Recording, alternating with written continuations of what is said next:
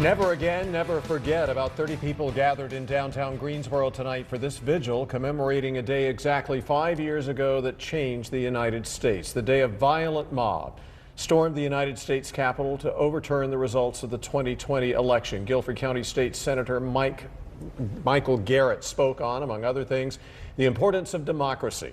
The grassroots group Indivisible Guilford County organized this event. It describes itself as an active group of individuals united by a shared belief in a government that serves the common good, not just special interests.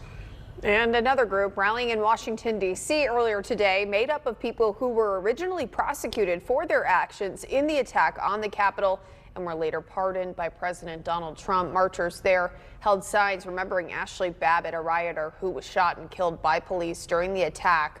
There was no official event today memorializing what happened in 2021, but an official plaque honoring the police officers who defended the Capitol that day has still not been hung, despite it being required by law. Again, this was the top story in this newscast 5 years ago tonight, January 6, 2021. Protesters who didn't like the results of the 2020 presidential election raided the U.S. Capitol as Congress worked to certify Joe Biden's victory. Earlier today, President Trump continued to deny responsibility for having anything to do with this and blamed his political opponents, namely then House Speaker Nancy Pelosi and the news media, for much of the fallout.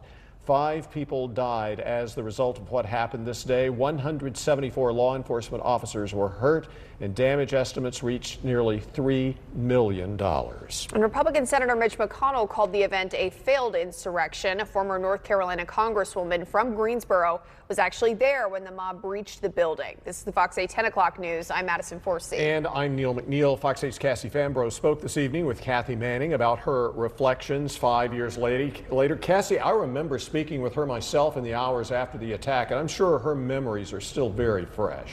They are, Neil. Representative Manning was brand new to her job, as you recall, as North Carolina's District 6 representative that day. She vividly remembers realizing that elected officials were in grave danger. As I was walking out of my office, a police officer came running up to me saying, "You need to evacuate the building. You need to get out immediately. There is a bomb that's been discovered just outside the Cannon office building." Representative Kathy Manning was just a couple of days into her term. The pandemic was ongoing and the air was thick with political tension on the day Joe Biden's election was to be formally certified. We ran down 5 flights of stairs to go through a tunnel to get to one of the other office buildings.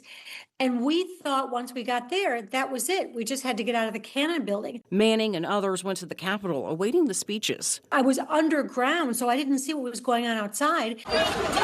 Outside, hundreds of people, many wearing masks and military-style get-ups, were making their way inside the very building Manning had gone into. The Capitol Police came rushing in and shouted to all of us that the Capitol had been breached, tear gas had been released, we should get our gas masks out and prepare to take cover. All of those memories came back to Manning 5 years later in a flood. Colleagues of mine, when we were taking cover, were calling family members to say goodbye. It was such a horrific, horrendous day. It would be hours before the Capitol was secured. Videos of the Capitol riot would be shared for days and weeks to come. It looked like a war. It was hand-to-hand combat outside of the Capitol. A year ago, second-term President Trump issued blanket pardons to almost 1,600 people involved in the riot. It's an act that Manning says feels deeply unjust after one of the most harrowing experiences of her life. It's hard for me to understand how, despite the fact that there were millions of people who watched it happen on TV,